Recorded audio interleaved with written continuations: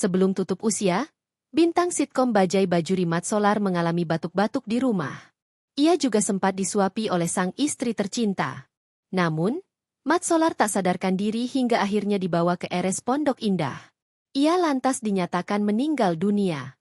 Almarhum meninggalkan 1 istri, 3 putra, dan 2 cucu. Ia mengidap penyakit stroke sejak 2015.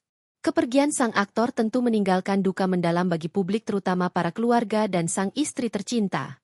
Walau begitu, tak banyak yang tahu mengenai sosok istri Mat Solar. Pasalnya, istri Mat Solar memang tak pernah muncul ke publik. Diketahui, istri Mat Solar bernama Ida Nurlela atau yang akrab disapa Ida Bajuri. Ida Nurlela memiliki akun Instagram dengan nama Bajuri Ida. Lewat akun Instagram itu, Ida sering mengunggah video kebersamaannya dengan sang suami.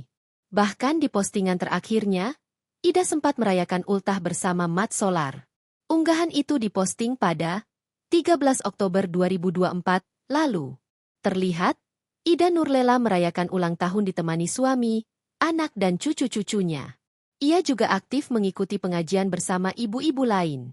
Tak hanya itu, ia juga sering mengunggah kebersamaannya bersama sang cucu tercinta.